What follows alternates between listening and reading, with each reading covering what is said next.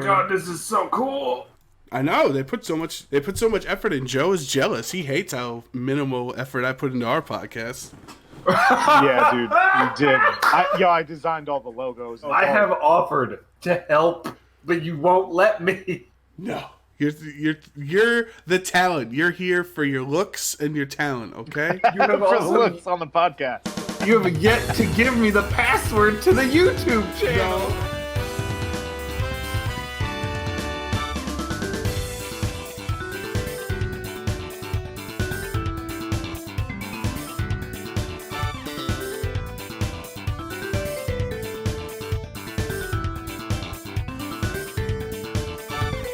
Hello, everybody. Go listen up.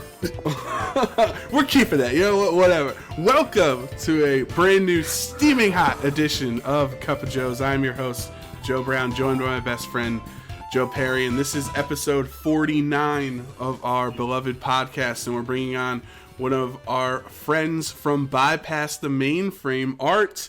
Art, how you doing today, bud? I'm doing well.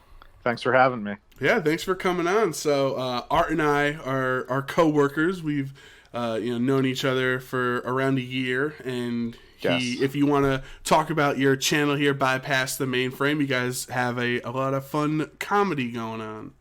Yeah, we so me and my other two friends, we have a channel called Bypass the Mainframe on YouTube and our Instagram. We play games and we pretty much clown each other while we're doing it. I think we're way more focused on the jokes than the gameplay itself.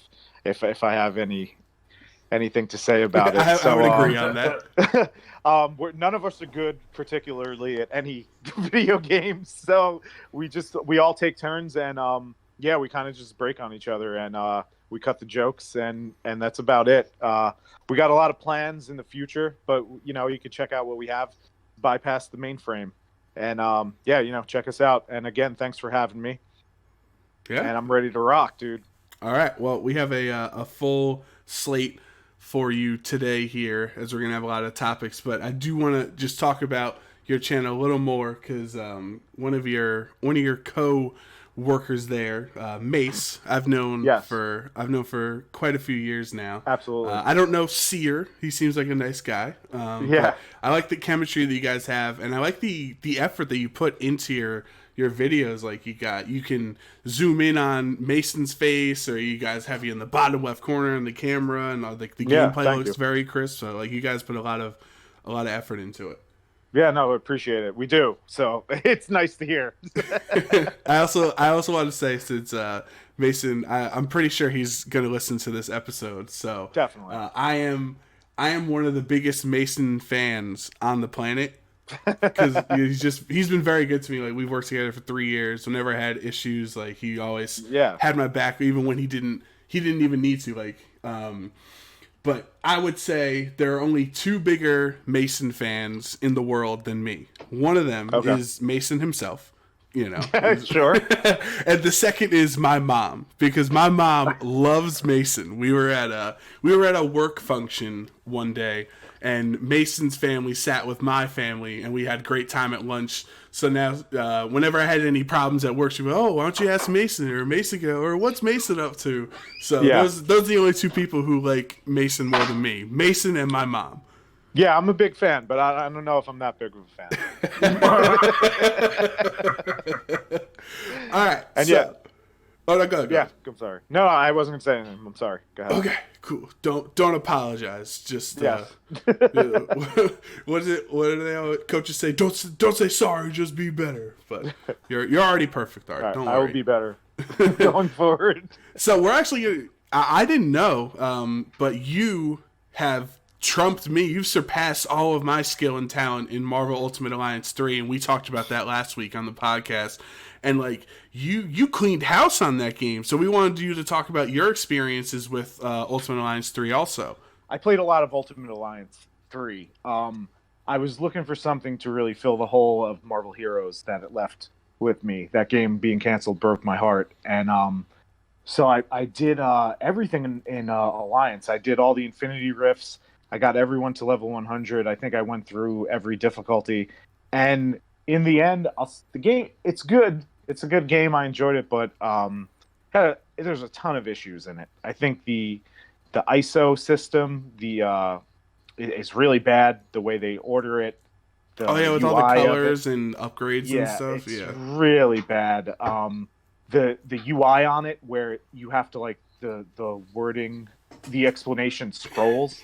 Is You gotta just go. terrible. You gotta use like the PEMDAS operation to Dude, figure out what buff you're getting on some of those. It's garbage. And honestly, I don't even think those things matter.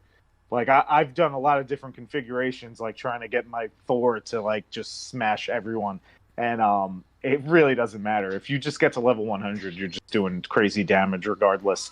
I really wasn't a fan of the costumes, not or lack of, I should say, because they just have palette swaps. Right. And also I should say I'm a huge fan of Ultimate Alliance 1 and 2, and they had, one had 4 costumes per character, and I'm really disappointed that it had nothing. Although they are adding some. In fact, Friday we're getting our first 3 with the DLC. They're adding Cyclops and Colossus. I don't know if you know that, but yeah, they're coming out for free. yeah, and they're also adding costume for Captain Marvel, Spider-Man, and Hulk. So I'll probably jump back in and do like a X-Men playthrough at that point. But the game's good. It's the only outlet you have to play Marvel characters, and I love Marvel. So that was kind of, I'll recognize it's not a great game, but it's all we have as Marvel fans. You know what I mean? Yeah, I enjoyed it a lot. Like, I don't know, did you play Ultimate Alliance 1 and 2 back in the day? Yeah, that's what I was saying before. I did. I'm a big fan of both of those X-Men Okay. Legends. I played the hell out of 1 and 2. In fact, I think I platinumed 2 when it came to PS4. Oh wow, They put out that's those commitment. remastered. Yeah, dude. Yo, actually, I didn't tell you that. I have a lot of platinums relatively on PS4. I think I'm at like 24 now. Wow. Yeah, I never stick with a game. Yeah, I'm a big long enough. completionist. Big completionist. Okay. I only have one platinum on PS4 in my life, and Joe knows what it is. Mhm. What is it? What is it, Joe? No, you tell him. This is your platinum. You praise yourself. Is it a Telltale game? No, those No. don't count. Like, I have those platinums, yeah. So Yeah. I think I have like 5 Telltale platinums, but those don't Yeah. count. No, my real platinum is it's his Marvel's baby. Oh, Spider-Man. all right. I got that platinum too, man. That is good platinum. Joe Brown, he's just like, forget it. I'll tell you. Oh, the four it's that a I piece have. of cake. The 4 that I have that I don't count are Disney Infinity. I think I have all those platinums because those were the only outlets for Marvel fans at the time. And, Yeah, right. And there's a game called I Am Mayo where you just tap X for 45 minutes. It was a Vita game, and you get a platinum. It was ridiculous. Wow. I think it was like Greg Miller told everyone about it. And it was like a 50-cent game. he's a big platinum hunter. That honestly, that's what got me into it back in the PS3-ish days. Was Podcast Beyond. Oh, okay. Yeah, it's a fool's errand though. I'm kind of off of it now. You've weaned yourself off of Yeah, playing the I'm same game trying. for 50 hours to get Yeah, I'm trying. one little bloop notification. But it feels good when you get it. Like, Listen, it feels great. I'm not It gonna lie. honestly does. I literally, like, I told this to Joe when it was back, like, this summer, that I did, like, the 100% of all the crimes and stuff, and I didn't know why I didn't have the platinum, because I did everything in the game. Wait, in what? In what game? In Spider-Man. Oh, Spider-Man. I'm sorry. So I was like, I'm like, oh, I have all the items, I have all the, I beat all the enemies, I have all the gadgets and stuff. What am I missing? I was literally missing two of those little mini game, like, color coded things in Dr. Octavius's office, Oh, like those with were the the chroma worst. things that you had to Yeah, try to put in the yes. line. I was missing 2 of those because I had done all of the mini games in that office up to the story mode's point that it let you do, and then I never Yeah. went back. And Yeah. so when I went, I was like, all right, I'm going to sit down for like 3 hours. I'm going to bang out whatever I need to do. It was literally those 2 little pages. That was me away from my platinum, Yeah, like it took a 8 couple months minutes, right? later than I should have had. I was so bad. Yeah. Yo, you want to hear before we go to the next thing? You want to hear the craziest platinum that I have? Sure. Bloodborne. Wow. Yeah. What were some of the specifications? Oh, you had to do everything. You had to. The worst thing was the Chalice dungeons, which were like post game. Like I don't even understand what they were, but that was you had to like go through these dungeons and find this like a cup that you could make the next dungeon. It was a lot. It was a real lot. And I remember specifically that it was like the week of Arkham Knight coming out, and me and my buddy Siri from the channel were like, "Yo, we have to do this right now," because we were tag teaming some of the stuff, and we were like, "We have to do it today, Okay. or we're never getting back to this," because we're gonna play Arkham Knight, which we both also planned. Nice. Oh my god. Nice. Yeah, excessive, compulsive. that's how we do it. Platinums. Yeah, dude. I love it. I was gonna bring up the Dark Souls because you guys played Cuphead on your channel, and I think Siri's the one who brought it up to you, like because you were not feeling Cuphead. It's like he was like, you play Dark Souls, like you play Bloodborne, like you play these hellish games that beat you up, but then you don't like Cuphead. I do, and I don't like them either. I play those games I play them begrudgingly. I would say Bloodborne, the only reason I jumped into that was because it was so early in PS4's life cycle, and it was like the first exclusive besides like infamous Last Son. And so I jumped in. I didn't. It took me a while to like get the hang of it because that was my first like Souls game. And in the end, my best times with that game is co-oping. Yeah. Like I'm no slouch. Like I can take down some bosses, you know what I mean, by myself. But I just find delight in co-oping and just going through kind of like two gods, and that's where I find my fun in all those games. And that's why I played Bloodborne and Dark Souls 3. I didn't play 1 and 2. Oh, okay. Okay. What about Sekiro? You play that? I haven't gotten to it, but I eventually I'll check it out. But I haven't. It's very different from a Souls game. I was like the first game.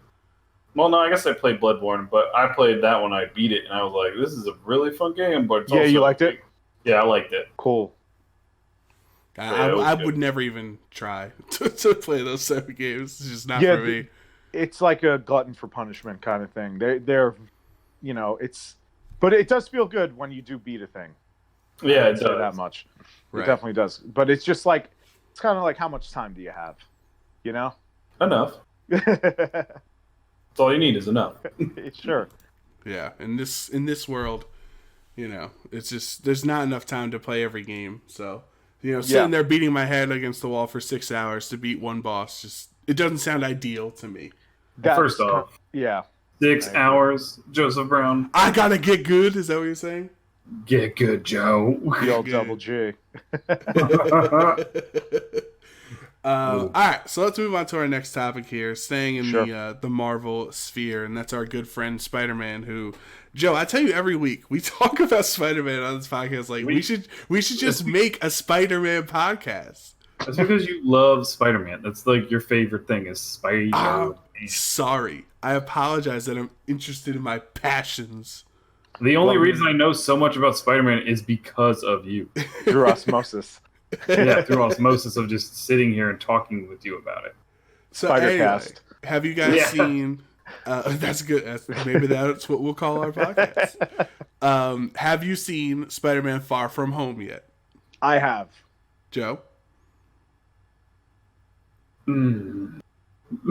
No. I was gonna say it's a pretty simple yes or no question there. I don't know what the deliberation was on it. I think you were maybe deliberating because I'm gonna be disappointed that you haven't seen it. Was that it? Yeah, that's why I didn't say anything. All right, you know what? Because we have friends over right now. I'll let you slide. Okay. Because Art's here, I'll be very nice and say it's okay, buddy. Don't worry about it. I'm not upset.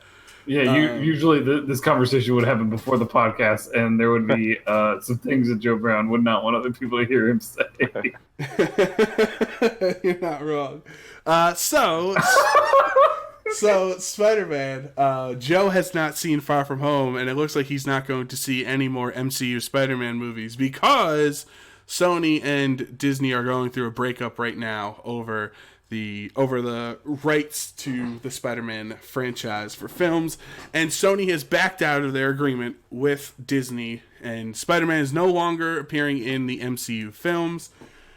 Now, I think we all had the same gut reaction when this news first dropped of, oh my god, Sony, what a dick move. Like, how could you do this? How could you take Spider-Man away from the MCU? There's all these characters. His whole story's tied up with Tony Stark and, you know, all these other characters that we know and love from the MCU. How could you do that to us? And is that fair to say that was the general consensus when this news first broke? Absolutely, for me. Yeah, sure. Okay. Now, if anyone still believes that, I don't know what to tell them. Because if you actually get into the story, which, for those who don't know, how the original agreement goes is back in the 90s. Nobody was making superhero movies. They didn't make any money. It was just like, you know, companies like DC and Marvel were selling off the rights to superhero movies because it was better to make money from those companies than the actual money that the movies were making. Because just nobody cared about superheroes at that time. So Sony has the rights to Spider-Man stories. That's why we got the old Tobey Maguire movies and the Andrew Garfield movies, and then they needed a reboot. So Marvel comes in and says, hey, why don't you introduce Spider-Man into our MCU, and we'll make an agreement on it. So he's still your character, so we'll split it where you receive 95% of the box office from Spider-Man films, but we will help you with your films because you've kind of, after the Andrew Garfield films, you kind of lost way with the character. So we'll help you make those, but you still make 95% of the box office. But we're allowed to use Spider-Man in our MCU films. So we're all following along so far, right? Yep. Correct. This was the agreement in, what was that, 2013, 2014? I forget. We were in college, Joe. That's when it went down. Okay. Right before Civil War. Right. Oh, yeah. So, on that same deal, Sony did not make a dime off of his 3 appearances in the MCU films, which were Civil War, Avengers, Infinity War, and Endgame. Now, if you remember, Civil War, one of the best parts of the film was Spider-Man coming out in the airport, stealing the shield, doing all his goofy stuff, and then, excuse me, arguably the most iconic moment of Infinity War is Spider-Man's "I don't feel so good, Mr. Stark," you know, being dusted away moment. So a very integral plot of those Avengers MCU movies that Sony did not get a penny off of. All right, we're also following, right? Yes. I'm coughing here because I'm getting emotional. Now, 5 movies later, the contract is up. Disney would like to re-up the contract, but want a 50-50 split on box office sales, while Disney still has 100% of the merchandising rights, which is arguably more important than the film rights, and Sony is still the one producing the films, but it's still going to be split 50-50. And Disney now wants half of all Spider-Man film, production or whatever, with Venom and Spider-Verse and anything else that comes on. Morbius. And Sony is the villain here? Like, Disney asked for, like, what was it, 1,000% increase in revenue in the films with, you know, not as much effort? And with that 50%, they would gain the creative control of those properties too. I don't know if you were clear on that. So basically, they would they're basically getting Spider-Man back with that deal, and the deal was already heavily in Disney's favor. The 5% deal was fantastic. Yeah, literally, they're getting 5% for nothing. Sony was paying for the entire film. And you're getting the Spider Bump selling all your merchandise. Like the deal was in Disney's favor. And I mean, I'm gonna quote that you sent me that video. I don't know the specifics. I even forget who said it, but it is as if Disney wanted the thing. They wanted to lose Spider-Man. That's what it seems like. Do you think there's any credence to that? No, what I think is that they wanted to get the public on their side. Because this isn't something that should have even been out there. I think that they wanted to get the people thinking that Disney's the good guy, and the bottom line, I think it's going to be resolved. Like, I don't think that we won't see Spider-Man in the MCU going forward. That I don't think that's an option. Joe, what do you think? Do you think they're going to solve it, or do you think Sony is so upset with all the negative press that they're just going to say screw you and make their own movies? I think, well, if they do that, it's gonna be a failure. Like, if they make a new Spider-Man movie without the help of Disney, people will. It'll be like when the Boston Red Sox won the World Series for the first time in years. People will riot and knock over buses, light stuff on fire, and it'll be crazy. I feel like if Sony was like, "Yep, well, we're not doing it with Disney. We made a new movie. It's called Spider-Man, the Spideriest man we got," and then everybody's like, "This movie is the worst movie possible. How dare you do this? Give it to Disney now." It's literally just 2.5 hours of Ned and Peter playing video games. That wouldn't be a bad movie, though. I'd like that. Because they have how they can't use Happy, right? He's not a Spider-Man character. He's an MCU You can't character. even acknowledge that those characters exist. Right. Yeah. Like, let alone use. You can't even, like, there's no, like, how do you solve, like, their options are so limited. Like, you try to wrap that story without being able to mention everything that's happened, or you reboot. And that's really not an option. No, definitely not. That's a non-option. I do want to say one thing that I read today, and I'm looking for it now, but I don't have any sources on this. But there's a guy who leaked the initial deal for Civil War, and it wound up being correct. And he today on Reddit said that they are in talks, and it's looking positive right now. That's good. And like, oh, here.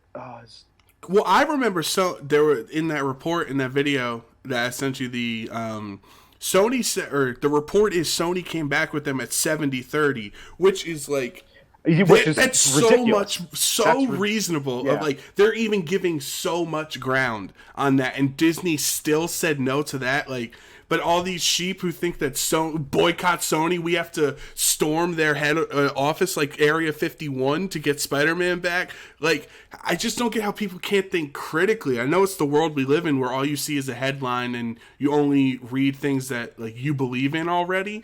But, like, it's so frustrating as someone who is such a huge Spider-Man fan, and I would be so heartbroken to lose this story that we have. Like, we're building up to Sinister Six. We have all these cool. I love how he's woven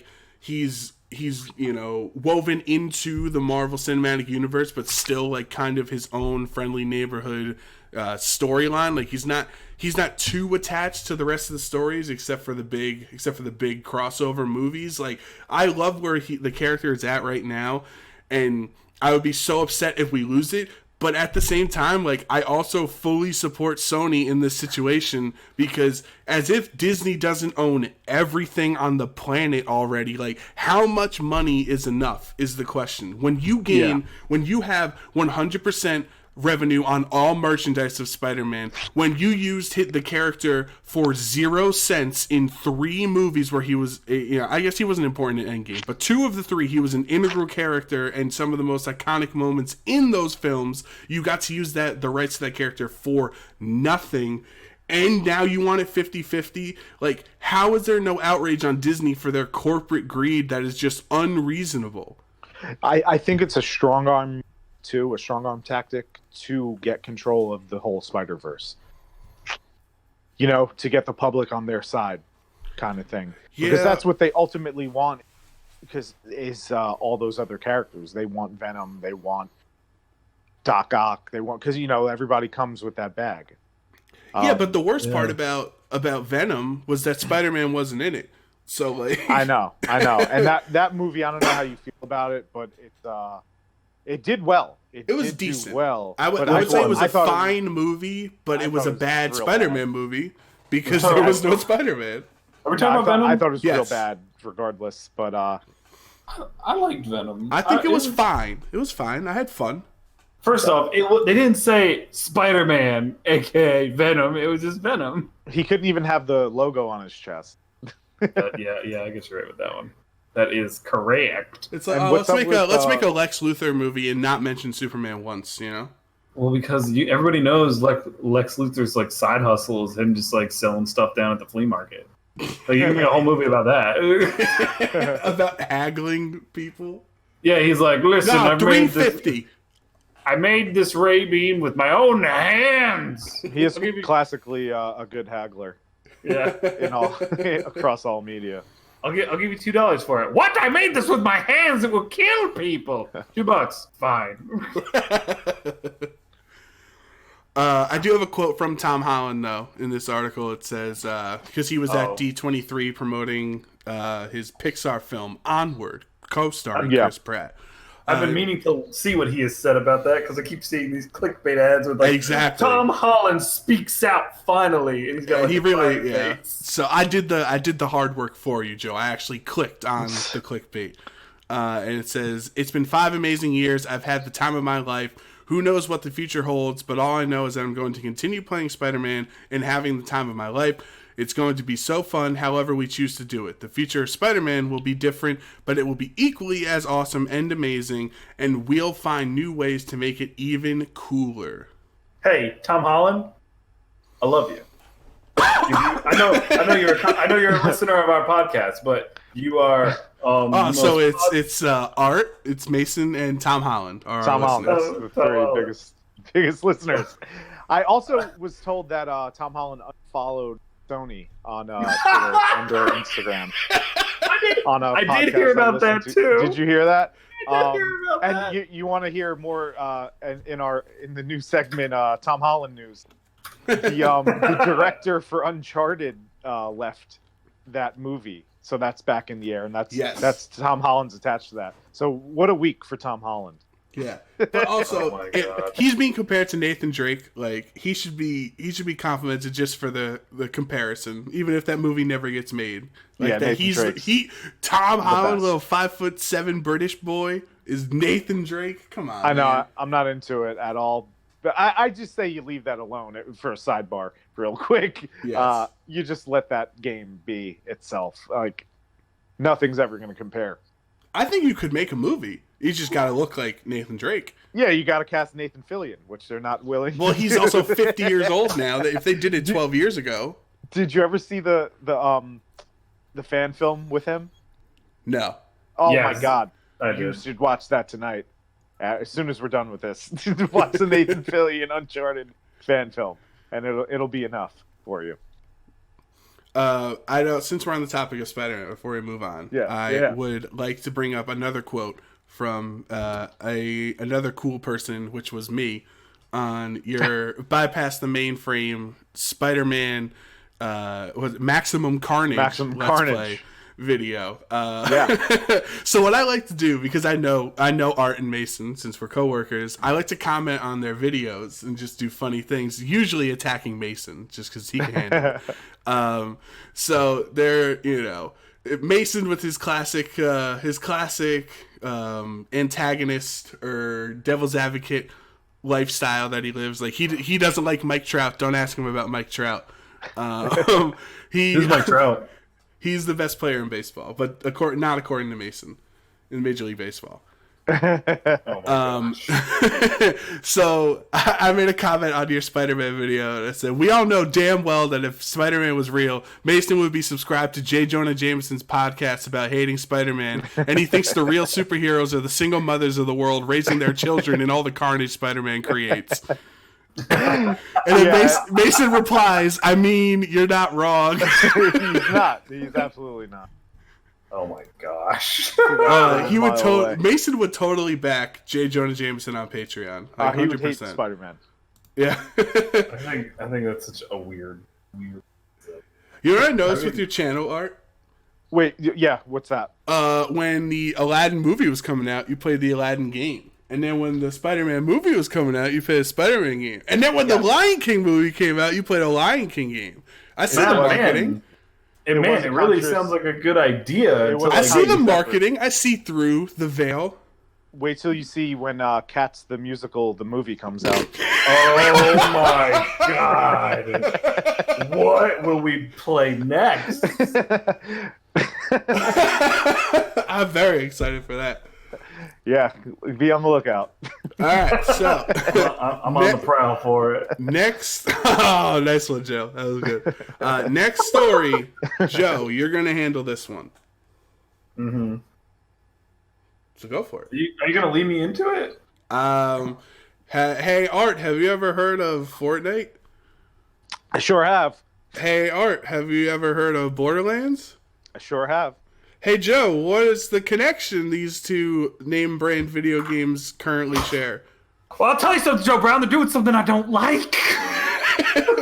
They're becoming one in a game, and I'm not about it. I can't handle this Fortnite Borderlands debauchery. Debauchery? Debauchery, yeah. Put an H on there. Yeah, debauchery. We'll cut it in post. Like, this is ridiculous. Man, what else are we gonna do in Fortnite? We're gonna put, like, we already have, like, ice skating and, like, building things and doing all these other games, but let's put a completely other game inside of this already bad game.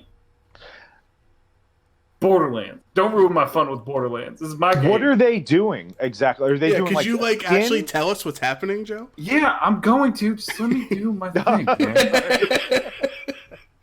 Joe Brown, you know how this works. Like, I was gonna let Art slap, but Joe Brown, you know this. I've let you So down. essentially, yeah, you let me down again. So essentially, what is happening is they are putting a part of the map in kind of the art style, and they're putting a little bit of what is known in Borderlands. If you don't usually play the game, it's called the Planet of Pandora. They're putting a little piece of Pandora on the Fortnite map, which is also changing the entire kind of art style of it. They're putting it in the art style of Borderlands. So when you cross over into this area, you're cell shaded? You're cell shaded, like your character is cell shaded, and the area is now cell shaded. Okay. Chests in the area will also be in the style of Borderlands. And apparently they are adding a new item called the Bubble Shield, which has nothing to do with Borderlands. It's just a new thing they're doing.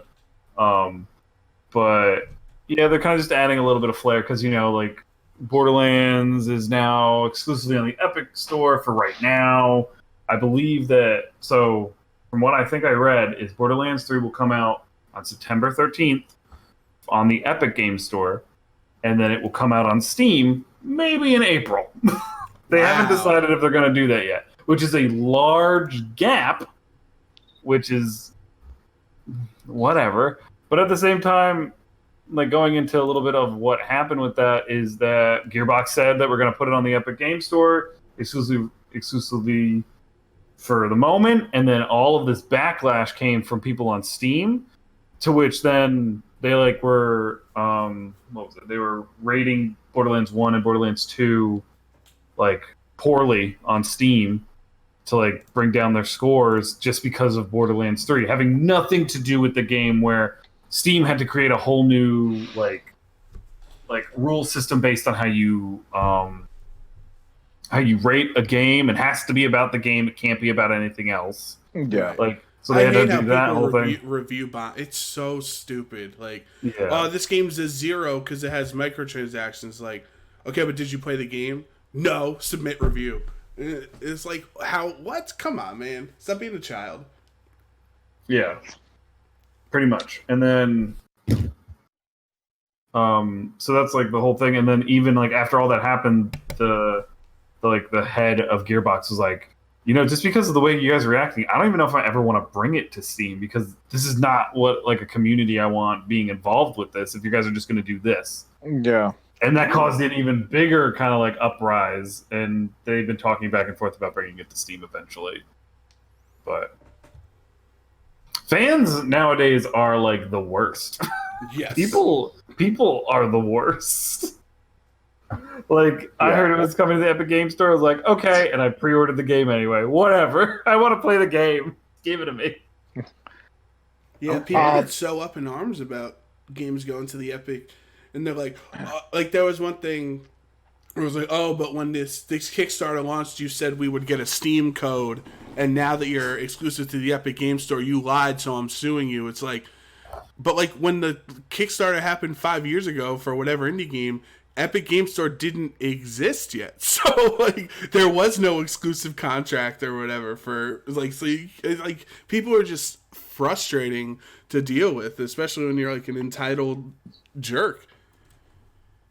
Yeah, exactly. Like, what is it? What was I gonna say? Like even with Metro Exodus. That's what I was going to say that too. Yeah, like people bought it on Steam, and guess what? They were still given the game on Steam, even though they went to the Epic Game Store. They still let the fans have the game. That situation was if they pre-ordered, you still got it, but then there came a date where it wasn't available on Steam and only on Epic, correct? Yeah, but it didn't really mess anything up. Like if you hadn't bought the game yet, then come on, just go over to the other thing and get it. Yeah, they were pretty fair about it. Like I understand why this is happening because Steam will then monopolize the entire PC gameplay, like game, just like having game. I can't even say it. Like a program, like the game store, The like Steam will be. marketplace. Steam they're will the be only the only marketplace. Yes. Like you can't. Like, what do we do? Are we going back to the Rockefellers? What is this? No, but remember, like, the concern for years was that Steam was the only option in the marketplace, and like, it's not good. It's not healthy when you have a monopoly because then they're not challenged to be creative or supply a better product. So we want there to be competitors, and then Epic Game Store is like, "Hey, look, a competitor," and we're like, "No, don't you dare take away from Steam's power." Because you're so built into that ecosystem. Yeah, I think that's why it's been so many years. Yeah, it is, and like Ubisoft's been trying to do their thing, Origin's doing their thing. Yeah, right, but like this is how a marketplace should work. Like you should have multiple options, and you're allowed to go where you like. I can't play Halo 5 on my PS4. Like that's how it works. If you would like to play Halo 5, you have to play it on Xbox One. Oh no, I get that. If you want to play Borderlands, you got to get it through the Epic Game Store. I understand that, but here's the thing that I found annoying: is I bought Watch Dogs 1 in Steam, but guess where I had to play it through? The Ubisoft thing, yeah. Yeah, like I opened it up in Steam, but Steam would just open up Ubisoft. It was like, okay, then what are we doing? That's like, like same thing with, like the thing about Steam is you can like migrate your games to Steam, but it will use whatever system that game is being used in and open it up with the other thing. Like I'm sure you can migrate Borderlands 3 to be in Steam, and then you can hit play, and it'll open it up in the Epic Game Store. Like, whatever. Like, I get it. But, like, I don't know. Like, Steam has become such this, like... It's like, you play PC gaming? Yeah. It's like, okay, I know you use Steam. It's not like you're using the Epic Game Store. Right. But it's just like... I don't know. I feel like some of the... Like, I feel like it's a good idea to have another competitor, but I feel like some of the things that they're trying to do are kind of shady. Like, I don't know. I get that. It's just I feel like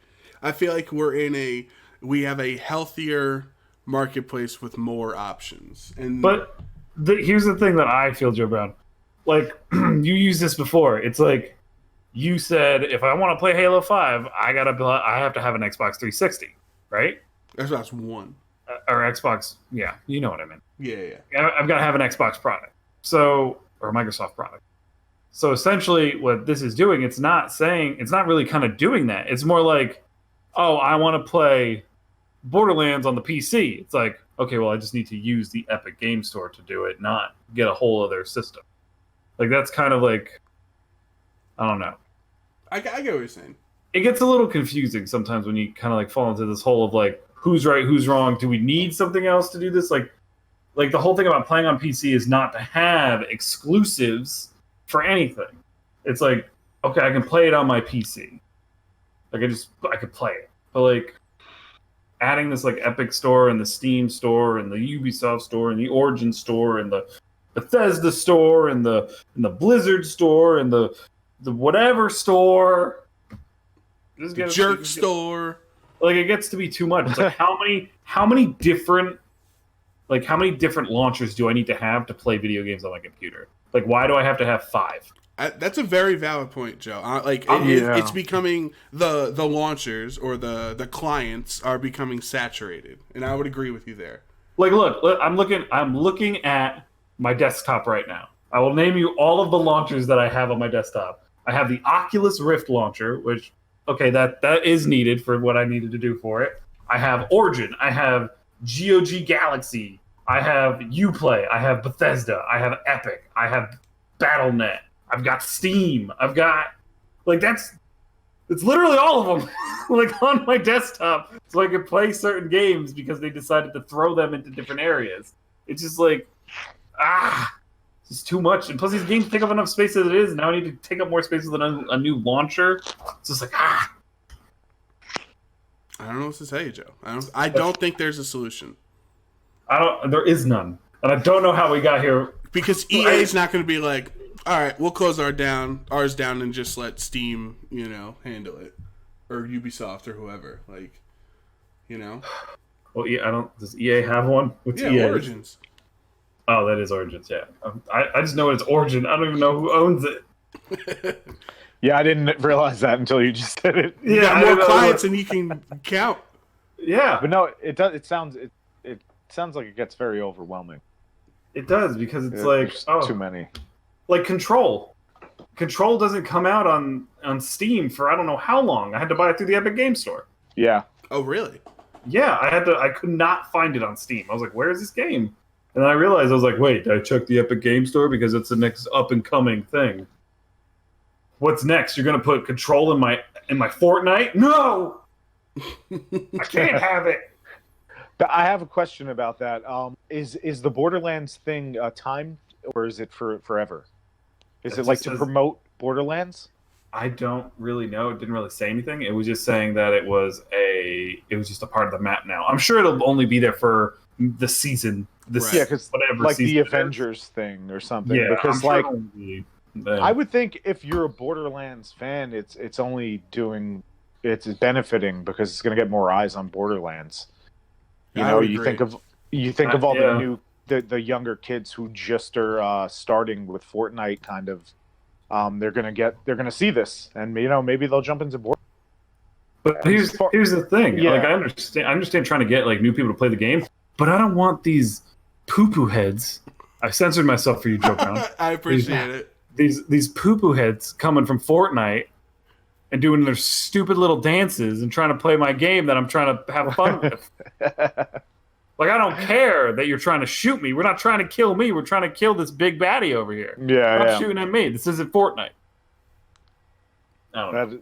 It's a real game. Borderlands. It's the world we live in now. They're going to be flossing no matter what game you're going to. Man, I'm not going to lie. I was home 2 weekends ago in New Jersey for my nephew's baptism, and the amount of flossing that I saw at this baptism at the church. Oh, the priest was flossing.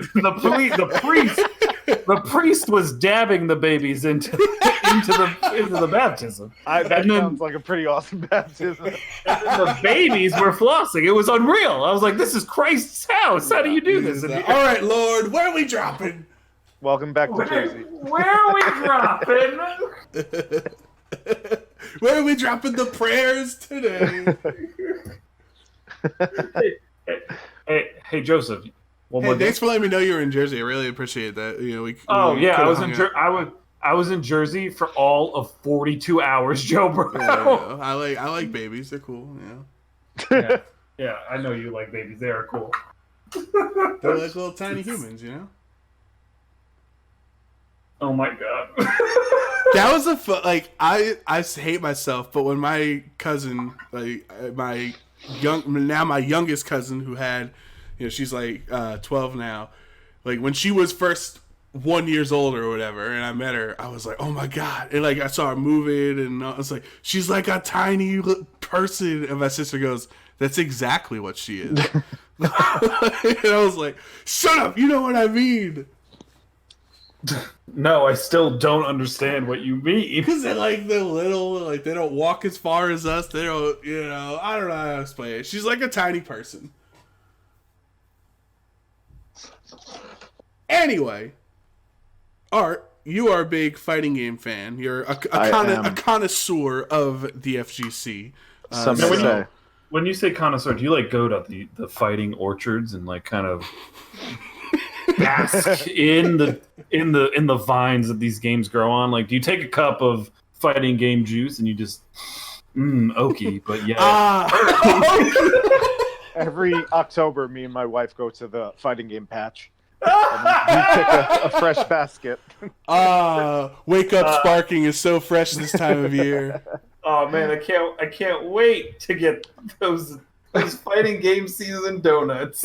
Wake up DPs. Yeah, Wake Up DP. So, what are some of your favorite fighting games? And then we have two quick topics about fighting games. Yeah. Street Fighter, absolutely number one on that list. Street Fighter 2 was probably my first like obsession in gaming at any point in my life. And then I played a lot of Tekken growing up. I played a lot of Mortal Kombat. So I think those are kind of the classics. I got into Dragon Ball, new one. Although I kind of fell off of it. I hope you didn't hurt yourself. I would like to state for the record, and I've been waiting for this moment, because Art, I did know that you were a big achievement hunter because we're friends on PSN, and I looked at your achievements, and I felt good because I had more trophies in Dragon Ball Fighters than Art did. Okay. Oh my. Okay. I had a higher percentage of DVFZ completed. Well, everybody, this has been a great episode of we can no longer do this podcast because Joe Brown has fully engulfed himself in his own behind. But he has beat me like in 20 other games, and I was very upset. Dragon Ball is good, man. It's a good game. I just, you know what? I find that it's too much work to get good at every fighting game. True. So I kind of just stick to Street Fighter now. I was really trying Mortal Kombat because the state of Street Fighter 5 to me is really not good. So I wanted to abandon it, and I was like, when Mortal Kombat comes out, I'm going all in this game, and I'm gonna get good at it. But it just doesn't click with me the way Street Fighter does. So I'm kind of just back to Street Fighter. They just characters. They released the Honda finally, but I'll say this with Street Fighter 5, it is just one-on-one pure fighting. It's one of my favorites of all time. But it's just the way Capcom's handling that game is terrible. The communication, the PR, I just don't understand a lot of the decision making. The game itself is like the load times are ridiculous. I don't understand it. But when you finally get into a match and you're just doing street fighting, it's really good. When you're fighting in them streets. Yeah, if you're in the streets. Now, when you're fighting the streets, like, do the streets hit back? Like, how hard is that asphalt? Like, how hard? Vin Diesel told us. Vin Diesel once told us the streets 100% hit back. Oh no, the street always wins. The street always wins. Street's undefeated. That's the thing about a street fight, he said to Jason Statham, who's now good, and we have to ignore that he killed Han, but that's a whole nother conversation. Yeah, dude, the Street Fighter lore is like extensive. It's hard to keep up with. Bananas. But it is absurd. But the Mortal Kombat lore is extra absurd, but I actually enjoy that one. Okay. Wait, it knows how silly it is.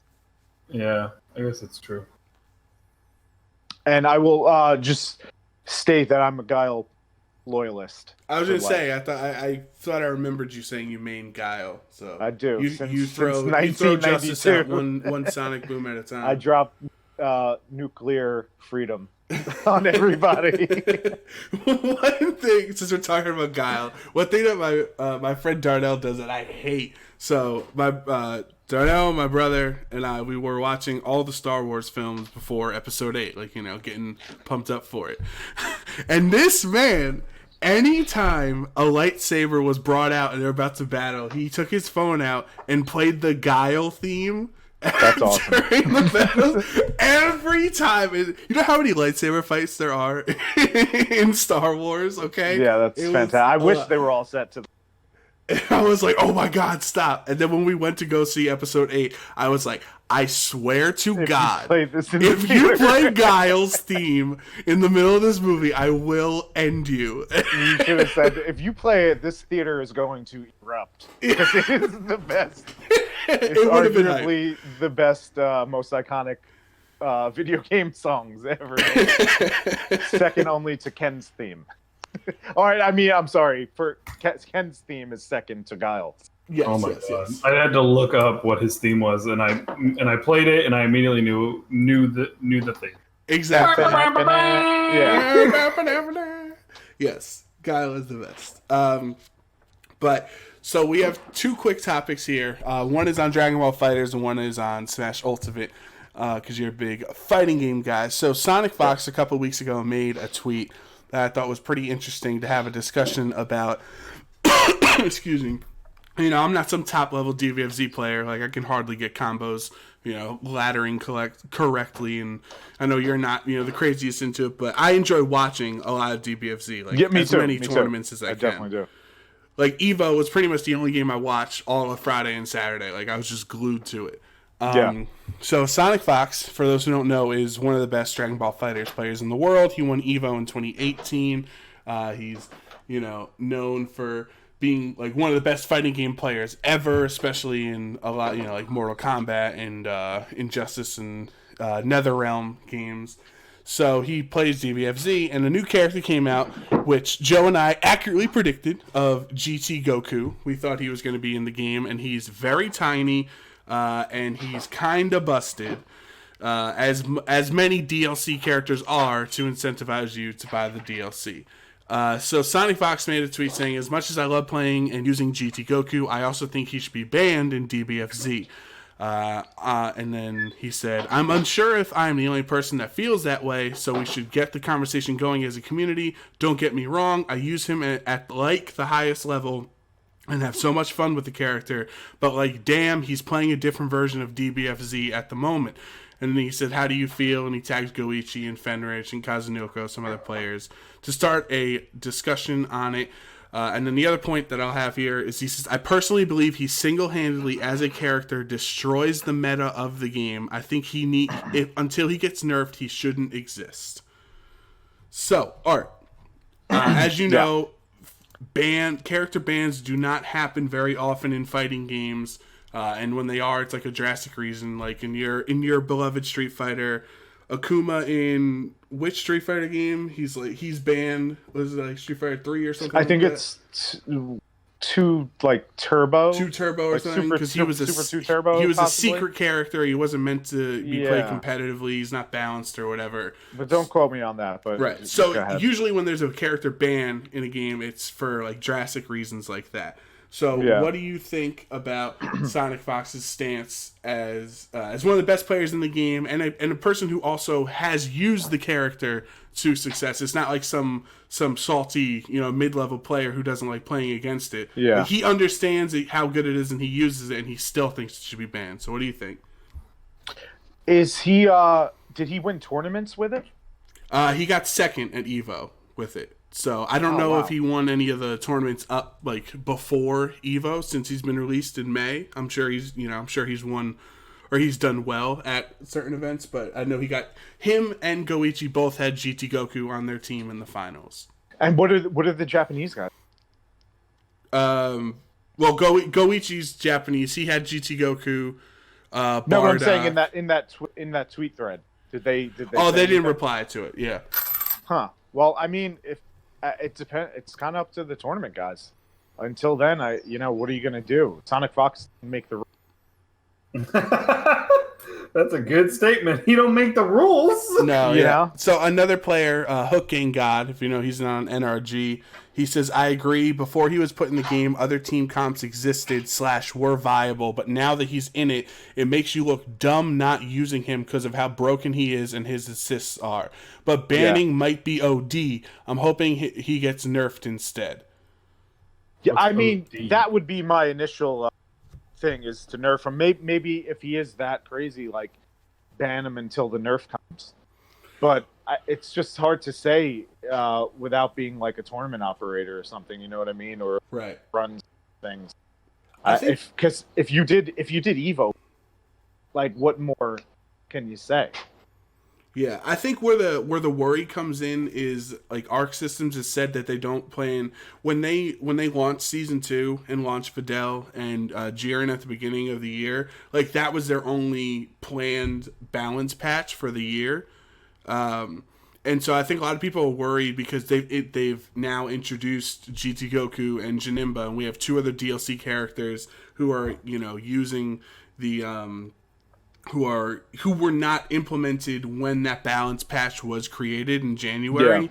So they're a little upset. It's like these characters were added into the game after it was, quote unquote balanced for however 26 characters or whatever it was at the time. Maybe 36, I could be wrong. So like I think the question of like over centralization does become a problem because right now, so there was only 3 of 8 teams had GT Goku in top 8 at Evo. But if every tournament comes up and it becomes 6 of 8 or 7 of 8 teams are running GT Goku, then you can have that over centralizing state where you literally, if you're not running him, you are throwing.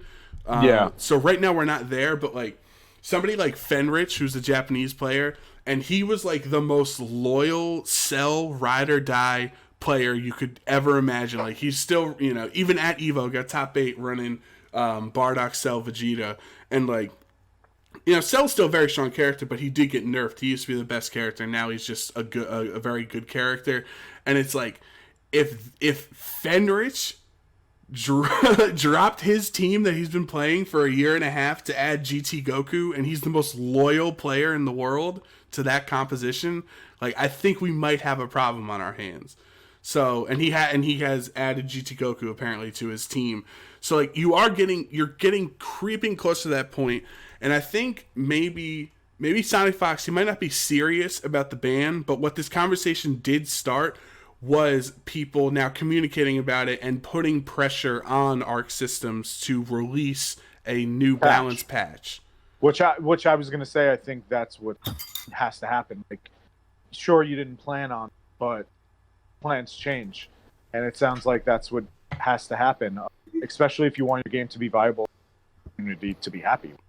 And there's no way they'll ever get a ban because the official DBFZ circuit, like the Tenkaichi tournament events or whatever, are run by Bandai Namco. So like they're not going to ban their own character, you know what I mean? So if like they're just if you're a TO and you run a tournament where GT Goku's banned, then they're just going to not count that tournament to their circuit because that'll be bad publicity for them or whatever. So what I'm hoping that this does get enough pressure on them to release a balance patch, because he's not like GT Goku is not ungodly broken where he's the only character you can play, but what he is so overall effective, and you can just slap him onto your team so easily that it like you could have a problem where Bardock was like that back in the first year of the game, where he was on I think 7 of the 8 Evo teams, and they did nerf Bardock, and he's still very strong, but like he was too strong. So you can we just have to hope that Goku gets that same nerf hammer that Bardock got. I remember Android 16 was super strong too. Yeah, Sonic Fox used 16 to win Evo. So yeah, he was dunking everyone. That man, as far as I remember. Yeah. So I don't know. I think it's interesting whenever you get to bans, because I as someone who follows a lot of Smash, like with Smash 4, there was a lot of discussions about Bayonetta being banned, and like she was in her own tier, and a lot of the same language that Sonic Fox is using about GT Goku was used about Bayonetta. And she never got the axe. So in Smash 4. Yeah. And did she get changes? She's like a mid. From what the Smash 4 Bayo mains were saying, she's like a mid-tier character now, which I think is deserved because she was ridiculous in Smash 4. She was the same way as GT Goku. She was playing her own game. She was not playing the same game as everybody else. Yeah, that's like what I'm trying to think in Street Fighter terms. Season 1 Nash, remember that? No, I wasn't following it. That yeah, was he busted? The first Evo with Street Fighter V, I want to say like, you know, it was to 6 Nashes in top 8 or something like that. Wow. That's when Long Island Joe. You know Yeah, who he is? I know Elijah. Yeah, he was the only American. It was awesome, and in fact, I want to say that's like the year I started really getting into watching, and it was like that was super hype seeing L.I. Joe like the last American. So that was awesome. Okay. It was a really good Evo. Yeah, I didn't really start watching until last year because of how I fell in love with DBFZ. I started watching other fighting games. Yeah, I think it was Street Fighter V for the kicked off, and also that year, the end. What happened? That year was on ESPN. It wasn't just on Twitch. Oh, okay. Yeah. It was real serious. All right, next topic. Yeah. We're going to go into Smash Ultimate DLC. Joe, I want to get your opinion on this too, because we have talked a lot of like DLC rumors over our podcast history for Smash Ultimate. So there's 2 separate ones. The one that's more, I guess, being talked about right now is a potential Overwatch character coming to Smash Ultimate via an Overwatch Switch leak that people are speculating about. So this article is on Dextero's website. And I just want to start off. The first sentence reads, an Overwatch crossover into Smash has been a long time coming. No, it hasn't. That's a bit nonsense. You know what was a long time coming? Banjo-Kazooie to Smash. That's a long time coming.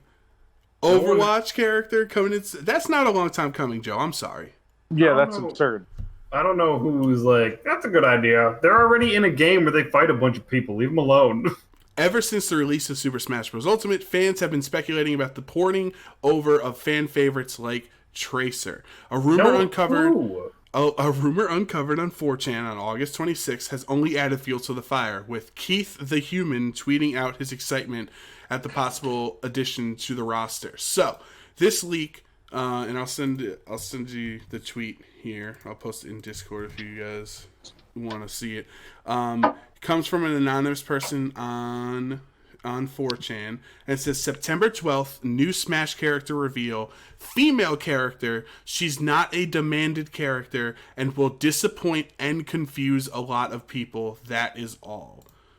So, and there is apparently a leak of Overwatch, there's like this Overwatch bundle coming to the Switch, like a case, like a traveling case for your Switch that has the Overwatch logo and colors and things like that. And I think it is. I'm pretty sure Overwatch is on the Switch, right? Or it's coming to the Switch. I think that's also. I think that was the case now leaked that proposition. Okay, I got you. I feel like that's the case. No pun intended there, but I haven't heard that the game itself had any. So they're tied together. The fact that when they reveal Tracer is saying Overwatch is coming. It means that there is a potential port, which I don't know how that's going to run, but I guess they're doing Witcher, so. Right. So it's gonna run. It'll run like this. Bad. Yeah. So I'll toss the question to you, fine gentlemen. What do you think of the credibility of an Overwatch character being added as Smash DLC is, and the fact, and if it would be Tracer, and if not, if you'd rather it be another Overwatch character? I think that it's kind of I like when you said it was long overdue. I don't know. Yeah, that's nonsense. The person who wrote that article, Overwatch, they must have been born in 2014. Yeah, is it like 3 years old, 2 years old? I think it's 4 years old, right? 2016. Yeah, like I don't know, like just the legacy with all the characters in Smash. I would expect way different person. Like Tracer does nothing for me. Maybe it's gonna make some people happy. So I'm whatever. If that's the post says it will disappoint and confuse a lot of people, and you sound kind of confused and disappointed. Both of those things, right? Yeah, maybe I would prefer a lot of characters, but if that's what it is, it's what it is. I wasn't really psyched about Joker. I wasn't either. I'm not a big Persona. I played a little about it. Yeah. Yeah. So I mean, I probably rattle off like 10 just off the top of my head that I would. But you know, if that's what they're doing, if it's a business because Overwatch is coming, sure. You know what do I know? I'm no Nintendo, no Reggie. Yeah, You know- no uncles working at Nintendo for art. You know Jim Tendo, as we call it. What about you, Joe? I don't want Overwatch in my Super Smash game at all. You keep Overwatch to itself there. I don't know. I just feel like the only character I could maybe see being okay at it is maybe Doomfist. What about Genji? Sure, Genji, but like. Another, I think he'd be cool. But they all, I don't know. They all those characters are based off of like shooting something and like either like I guess, but like Tracer, what? Like even if it was like maybe Diva, I don't even know about that. Like I don't want to have. Like I thought it was weird that Cloud was in it to begin with. I was like, okay, this is a little weird. I thought Cloud was awesome. Well, this was before like I played with Cloud, and I'm like, oh, this guy's pretty good. So maybe I'm just being a weirdo, but like I don't want an Overwatch character in. I agree with you. I was just being a politician, I guess, but I feel like it kind of sells Legacy short the other. You know what I mean? Definitely does. Again, as does Joker, though. I suppose. Like, right, and that's the thing is, I think Legacy is kind of out of the window now. And like most characters, they have something important like Pac-Man or Mega Man or Game & Watch. Like so, like I think that's more of a like community created narrative about Smash than was an intentional design of like, we don't bring them unless they have significant history or to our platform. Like I think that's us connecting the dots. Sure. Because they were like, for a long time until Banjo now, and then. I guess a couple stray characters like Dark Samus and King K. Rool are like, Smash has never had a non-Japanese created character. Sakurai will only put Japanese created characters into the game because of his love for Japanese gaming or blah blah blah. And it's like, I don't know if Sakurai ever made that like a mandated like narrative that had to be fulfilled in Smash games. Yeah, it's just that. Oh, Mario's a Japanese character, you know what I mean? Like, Snake is a Japanese character, Sonic's a Japanese, like, it's a lot of very popular video games that came out of Japan. Yeah. But the community tried to put one and one together and say that, and then it's like, okay, we have Banjo, Rare is British, like, where is your narrative now? Yeah. Also, Joker, like, you can only be on Nintendo console. It's like, okay, well then Cloud.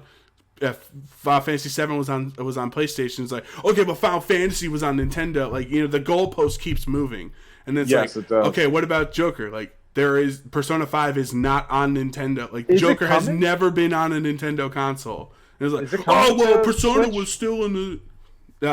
It now has the Persona 5 Royal or whatever that's coming. Oh, it is going. It's coming to Switch, but at the time there was no Switch game. No, it wasn't. But so like, people just keep changing it just because they don't want it. But I think there's this funny tweet I saw. Sorry, I'll let you go in a second.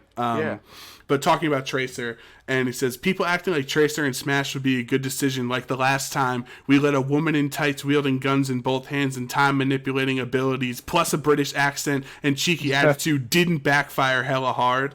Talking about Bayonetta, because she was so busted. Go ahead. What were you gonna say? Just that Final Fantasy VII also eventually came to Switch. Right. So like there is. I'm trying to think of anyone not on the game like at this. Well, so there's a if we continue this discussion, there's a new wrinkle added in because the same person on that 4chan post added a new reply to it, which I can't find it. I saw it on Twitter, but they were saying an update to the original post is that the female character will have a mecha. So the person who made the post never said it was Overwatch. These are two different things. So It's Ripley. right. So that guy Keith the Human is the one who made the connection between female character that would disappoint and Overwatch leaking. So the original anonymous post on 4chan never said it was an Overwatch character coming. They said it was a female character, and everyone figured Tracer. But now, when he said the girl will have a mecha, that obviously leads to Diva. So Okay. I think that would be out of left field, which we like about the DLC coming out of nowhere. We do not have any female heavies in Smash right now, and I think that would be pretty cool to see how she plays compared to just having another fast, a fast gun wielding quick lady in Tracer. So if it is true, which I don't think this is true, and it is Diva as the DLC, I think that would be pretty cool. You do? Yeah, because she would play different. Like I said, we don't have female heavies. She is unexpected, where Tracer's the poster child for Overwatch, but then you go with Diva instead. Like I think she would play. I'd like to see how she plays compared to the other heavies in the game. Like if she's able to get in and out of her mecha or whatever. Well, that's an essential thing she does. I know. I think it'd be a cool character design. But then when she's out of her mech, she becomes a lot less powerful. Right, like how Joker is right now when he doesn't have Arsene. I don't know. I feel like Joker is still pretty powerful no matter what. He's still decent, yeah. But he's obviously better with Arsene. Well, yeah. So I don't know. Now, if we're ready to move on to the other Smash DLC thing, is that one of the leaks from back in the day, of 2018, if we can believe how long ago that was, predicted Joker and Hero from Dragon Quest because they read the files in the game or whatever. Yeah. So this person correctly predicted the first two characters, and on that list of DLC, they said the final two characters for Smash Ultimate DLC were going to be Doomslayer and a character from Monster Hunter. So, what would you think about Doom Guy and nameless Monster Hunter character being the final DLC characters for Ultimate? Oh my god! If they put one of those cats, the cooking cats, in there as a no, character, it's not the cats. It's like someone decked out in armor with a big sword or whatever. Oh, but you'll get a cat amiibo costume. Yeah, you get or a cat. Me costume. Right. Yeah. You get that cat Me costume. I think Doom Guy it fits into my rhetoric of it's just that legacy of gaming, and that's perfect. I have zero that. The Monster Hunter guy just it's like the Dragon Quest suit, isn't it? Just like kind of an avatar. Exactly. That's what I would hate. I would absolutely hate. I thought Dragon Quest was, dude. I would hate Doom Guy too, because who is Doom Guy? He's nobody. He's just the first. You don't even see him. You're literally a first person punching people or whatever. Just some other nameless character. So we're gonna have Joker, right? Which is a name persona, right? Yeah. Not actual thing. Hero, who doesn't actually have a name. He's known as 11 and 8, the different characters in the game. Their name is just Hero, which is not a thing. Banjo-Kazooie, who's actual character designed with their names. Lit. I'm with that one. Yeah, exactly. It's amazing. And then Doom Guy, who is no character at all, is just a generic, background of your character that is a base design. And then Monster Hunter Fighter. Wait, what are you talking about? What do you mean by that? About Doom Guy? He's just a dude. He's not he's not a character. He's just you. He is a character. Yeah, I was gonna kind of disagree with you on. What do you mean? Explain it to me. I dig Doom Guy in it. His name's not Michael Johnson. But didn't they give him in the last? He has Doom no. reboot, Yeah, they kind of give him a little. He more has a lore, name. too. He has a persona, and he has all this. He has a lot going on with him now. He talks constantly Monster in the Hunter new game. is a create a character, isn't it?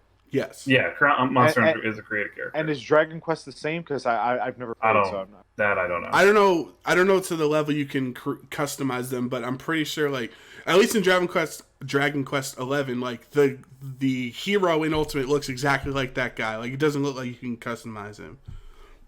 But no, yeah, the Doom guy now, he has he talks a lot. They even said in like the new Doom game, like you're gonna get to learn a lot more about Doom guy in like a special part of the game. His name is Doom Guy. Come on. I feel like he does have a name somewhere that we're neglecting, but I'm not sure. I can't click off. The leak calls him Doom Slayer, which is still like a generic ass name.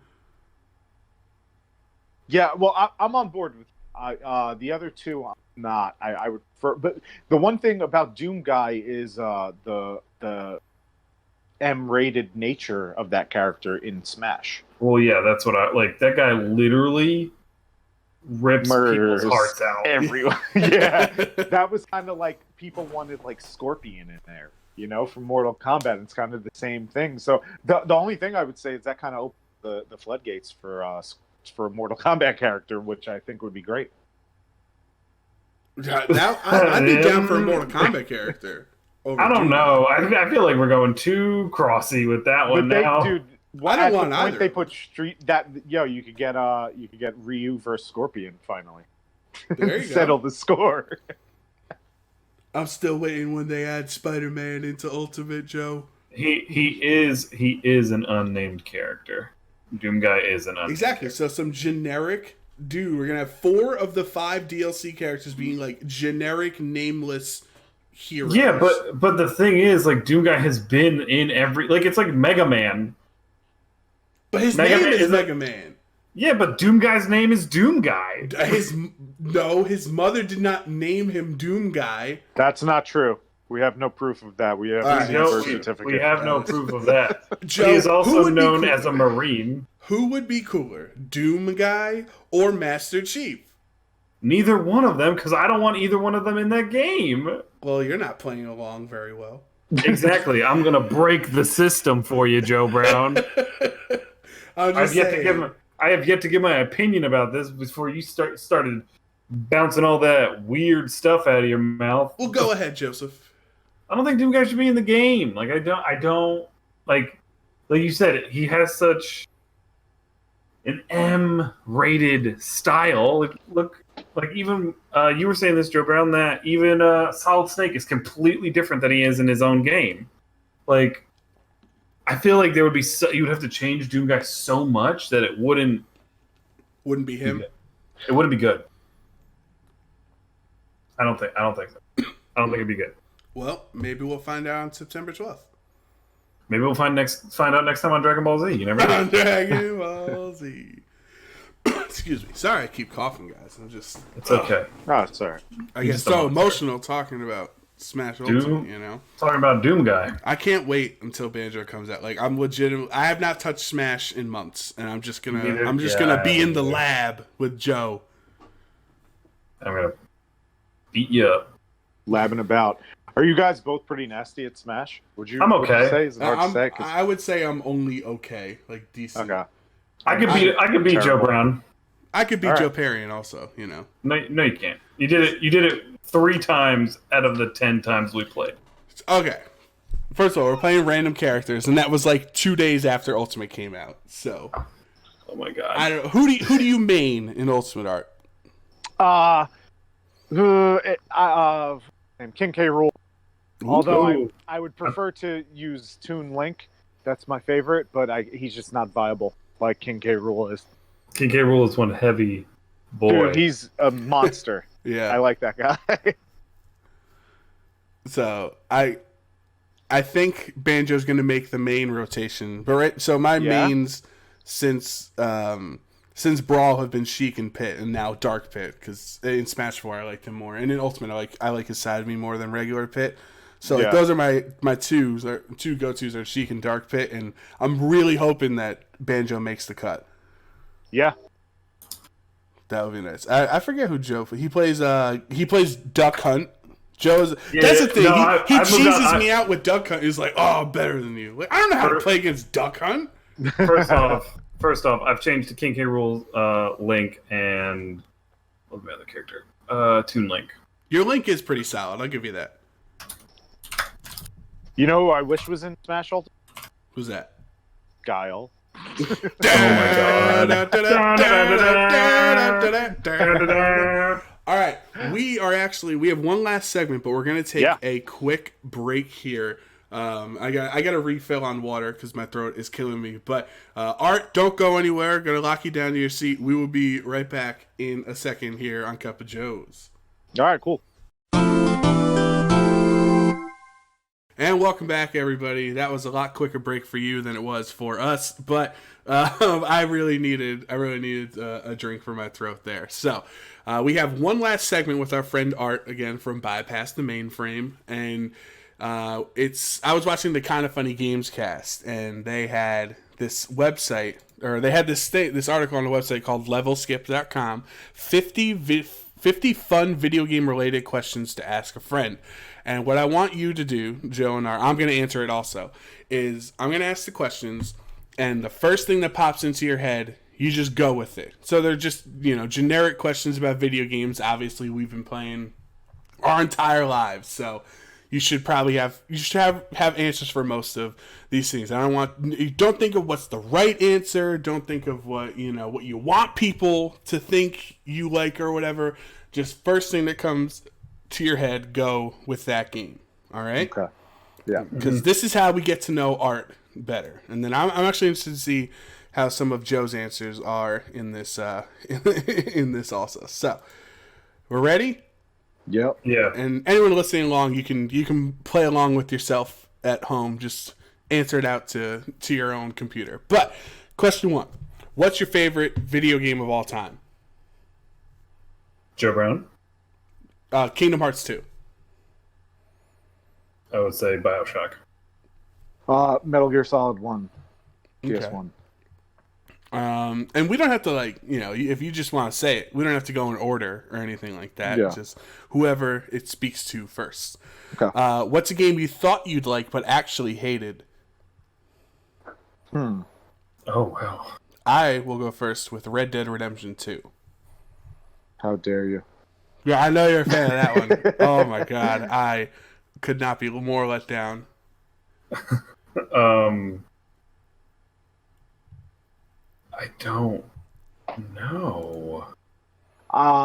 Just because, I probably have a different answer if I think about it, but just First now, thing comes to your head. Tomb Raider, the newest Tomb Raider, Shadow of the Tomb Raider. Okay. Yeah, that game was not a good time after the first two, which I really liked. Come on, Joe. You could do it. I'm trying to think of one. Because I know I have games that I didn't. Oh, you know what? The first Titanfall. I did not enjoy that game. There we go. See? Just whatever pops into your brain, you go with it. What's a really popular game? Oh, no. Did we already do that? No, I guess it's kind of the same thing. But what's a really popular game everyone seems to love but you don't like? I guess Overwatch for me. I just can't. Mass Effect. I could say Fortnite because I just can't. Yeah, but a lot of people don't like Fortnite. Very popular. It is popular. That's true. All right. What's a game you didn't expect to enjoy but ended up liking? Oh.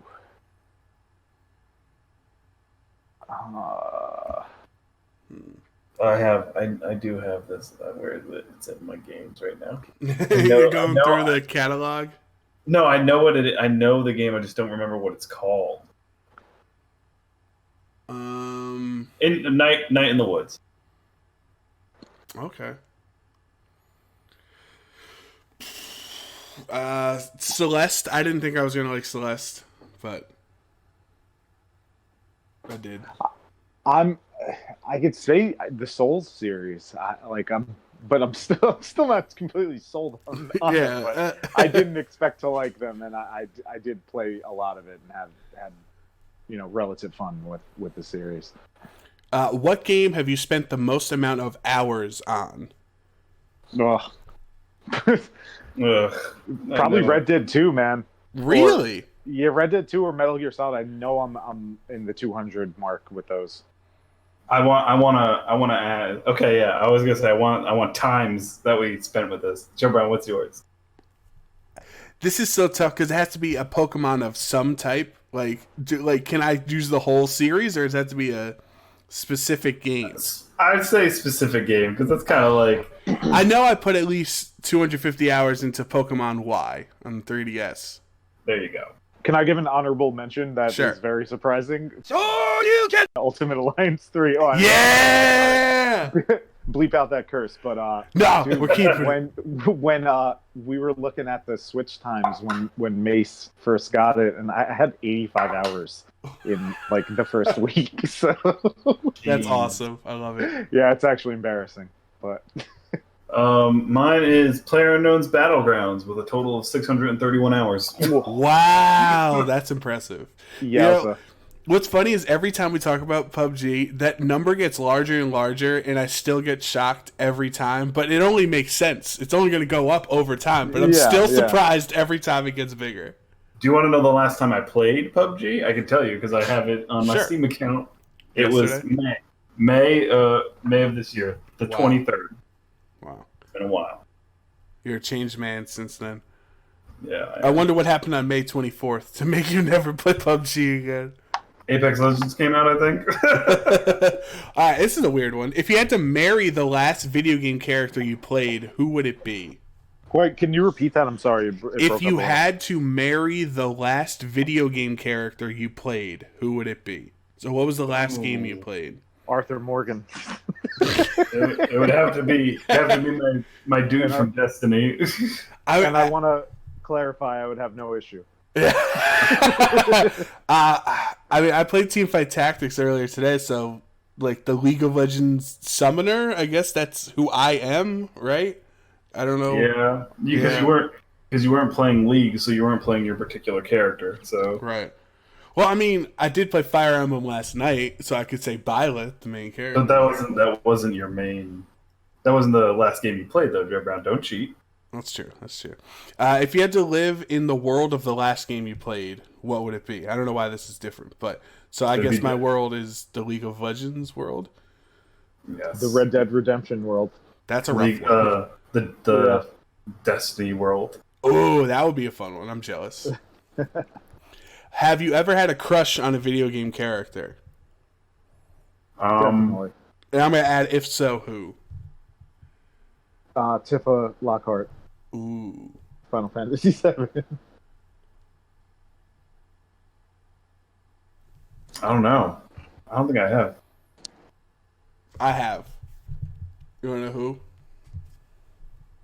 Who? Yeah. The girl at the beginning of the races in Cruising USA. Oh my god. I'm just saying, she waved that flag well, all right? What was the first game you ever remember playing? Legend of Zelda: Ocarina of Time. We talked about this off mic, but I'm gonna definitely date myself. I used to have Odyssey. It was a system where you put like maps on the TV, like a plastic map, and it was like Space Whoa. Invaders and Hadouken! that's the first thing. And yeah, that's probably the first thing that I had pre NES. My first game I ever played was Yoshi's Island for the Super Nintendo. Okay. Have you ever pretended to be sick to get out of something so you can play a game? Yes. I still do that. I'm going to say probably. I can't remember a specific time off the top of my head, but I would say probably yes. I just don't remember when I did it. Yo, I 100% like if I know a game's releasing, I'll 100% take off like the day and maybe or the next day. So I know I know I did it with Red Dead. I know I had that Friday freed up, like to just. But do is it. that different than pretending to be sick? Because requesting I've off a done day that on too. your... I've done that like in high school. I remember doing that for Metal Gear 2. So I'd 100% Okay. done, both. What game did you last complete? So does complete mean see the credits on, or does complete mean 100%? Credits. There's Okay. no one's who's out here 100% besides me. Exactly. It's like, but Ultimate Alliance. Oh yeah, I guess Um, Ultimate Alliance, yeah. For me yeah. too. I was gonna say the new Yoshi game, but the Ultimate Alliance was more recent. Maybe I think Resident Evil 2. Okay. What game are you playing right now? I'm playing Fire Emblem Three Houses. I'm playing Destiny 2 along with Control. It's finally downloaded. It downloaded like right before we started, but I'm going to start playing it. Right at the end. Good. No, probably tomorrow. Right at the end, I'm gonna go do something else. Okay. I've been grinding a lot of Mortal Kombat 11, but I did just go back to Red Dead. That's why I've been doing that the last 2 days. What game do you want to play next? Borderlands 3. Pokemon Sword and Shield. That new Avengers game, although I'm so skeptical about it. Okay. The Square Enix one. In your opinion, what is the best console of all time? Super Nintendo. My computer. That's not a console, you jerk. It is a console because I play video games on it. It's not a console. Give me a game console. The Switch. Oh, I love it. Switch is great, man. All right. So in my heart, PS3. In my brain, PS2. Wow. Okay. Ooh, wait. Runner-up GameCube. I'm going to say GameCube as well. Yes, I love it. I love it. Joe, you'll like this one. Are PC gamers really superior to console gamers? No. Oh, I thought you would have said yes. No, it's just a fantasy that people like to play out. It's not a fantasy. It's called arrogance. People and many people have it. Yeah, people who play on PC just have more control over how their game looks, while console gamers don't. Right. You still play the game. You still do the same thing. You still... I will say playing with a keyboard and mouse does give you a more accurate kind of aiming system. Yeah, but absolutely. People are still very good on... I'm pretty sure... I play with a kid who plays Destiny on PC with us, and he still uses a controller, and he still hits shots better than I do. So, whatever. So Joe's a no. I would say no. I didn't clarify this from the beginning. I'm a strict console player, and good. I'm going to say no. Good man. It's just as long as it's fun. What's your opinion on Fortnite? I think it is fun to watch, but I cannot play it for the life of me. Yeah, it's not for me. I enjoy that a lot of my friends love it, so good for them. I don't like it. All right, the blunt answer from Joe there. Have you ever watched a Twitch stream? Well, yeah. Yeah. Have you ever streamed yourself on Twitch or YouTube? Yeah. Yeah. Yeah.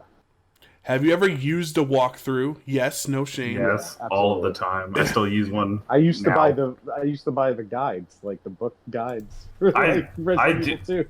I still buy them sometimes. If they have a collector's edition for the guide, I'll buy it. Yeah, those are rad, man. Why not? I remember my friend got mad at me when we were playing Super Mario Odyssey, and I bought the little $20 guide with it.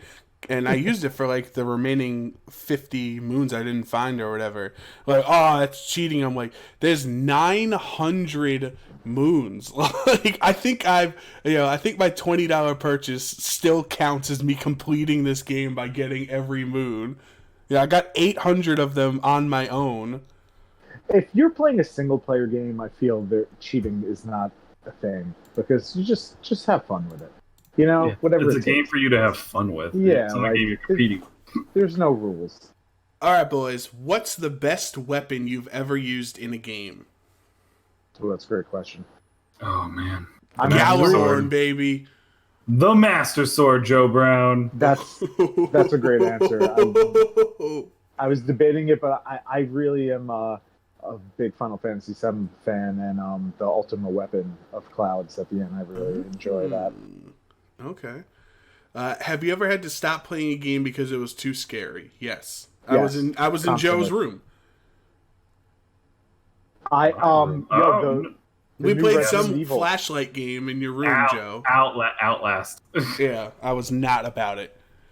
Dude, the new Resident Evil is so goddamn spooky. I have to play it in 10-minute chunks. Has a game storyline ever made you cry? Almost. Yes. Yes. And not until recently. And this is I cry at a lot of movies, like all the time, and never with a game, but the Spider-Man PS4. Thank you. That's my answer. Yeah. I'm not ashamed to admit it. No, dude, I cry at like commercials sometimes. you see that Eminem Santa Claus commercial every year, and like, it just gets you going. They got me. What's your favorite fighting class? Warrior, mage, or rogue, and why? I'll go rogue because I like being sneaky and fast and dexterous. Warrior, because I always go like with the most balanced option. Mage because I like shooting them fireballs. Ooh, we'd be a good party, guys. Yeah. We're very diverse. What's your favorite game genre? Mine's RPGs. Just whatever, like third-person action adventure. Mine's just like story-based single-player games. I thought you would have said like shooters, because I know you play a lot of shooters. I play a lot of shooters, but I really like playing games that just have a good story to them. I agree. Like, that's why I like RPGs. yeah, man. Do you prefer co-op or? Oh no, that's the wrong one. Do you prefer multiplayer games or solo? Solo. Solo. Now the next one. Do you prefer co-op or player versus player? Co-op all day. I don't know. Maybe PvP. I don't like relying on other people. What is the first console you ever owned? N64. N64 for me too. Yeah, the Odyssey. Oh, actually, the Odyssey, but then the NES was actually mine. So Okay. the NES. I was gonna say my family had an NES and a Super Nintendo and a Sega Genesis, so I don't know. So what was funny was because, as I said, it doesn't make sense that Yoshi's Island was the first game I ever played, but the N64 was the first console I ever owned. Mm-hmm. We rented a Super Nintendo from it wasn't Blockbuster, but it was a store like that when we had one in our town. And, we could rent the whole system and games with it. So we never had them. We would just rent it when we play it. But then I got an N64, I think for my brother's birthday when we were younger, around when it came out. And then a couple years later, my dad got a Super Nintendo for his birthday, not knowing that it was older than the N64. So it's like my first console was the N64, but then I had the Super Nintendo 10 years after it came out or whatever. We did that first console. What or who got you into video games in the first place? I don't think anyone. It just kind of existed. I think my dad. Yeah, I don't think anyone specifically got me into them either. My parents didn't play video games, so. What is the longest amount of time you have sat playing games nonstop? Oh, probably like 12 to 16 hours, I would say. Yeah, I would say that too. Yeah, I think I played Spider-Man for 11 and a half hours when it came out. And then I took a 4-hour nap and then played 7 more hours. Yeah. Yeah, that's like light work, honestly. If video games didn't exist anymore, what would you do? Die. I'd be a lot more productive, that's for sure. Yeah, absolutely. I would hope I would get into the working out, but I'd probably just do more video editing. Eat healthier and wake up at 5 a.m. and go to the gym, What is your favorite song from a game? We already went over this. I was going to say, you going to say Guile's theme?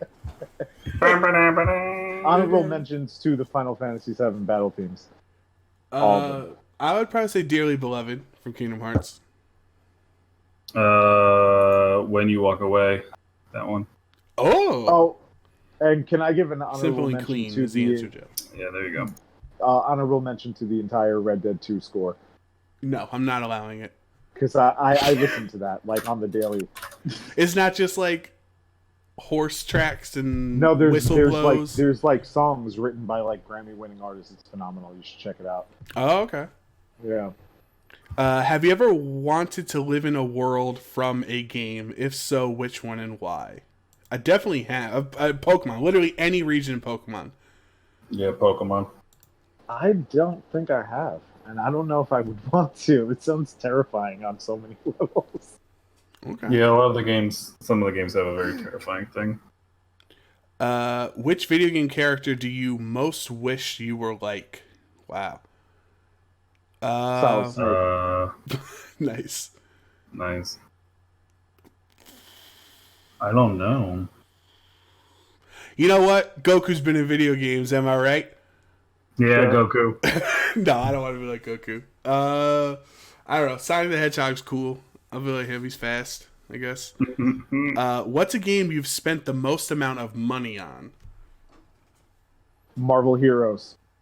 Wow. Probably. Probably Destiny. I think League of Yep. Legends. And Joe, Cyber, when they go canceled it, they refunded 30% of what I've spent on PS4. Oh, really? Yeah, Nice. yes. Sony did that, not Marvel or Gazillion, I should say. Well, you got something to say, Joe? I was gonna say Joe Brown. What? The game's been out for like 9 years. I What have, are you- I have some nice skins, okay? All right. Who do you usually choose as your fighter in Super Smash Bros. / Soul Calibur? Well, I don't play Soul Calibur. Link. So I would Link. say Link is you can do both, right? Yeah, that's why. That's why I would say Sheik for Smash, and then in Soul Calibur, Yoda dittos in was that Soul Calibur 4? I have no answer for Soul Calibur because I've never played it. But pre Ultimate, I would say Toon Link.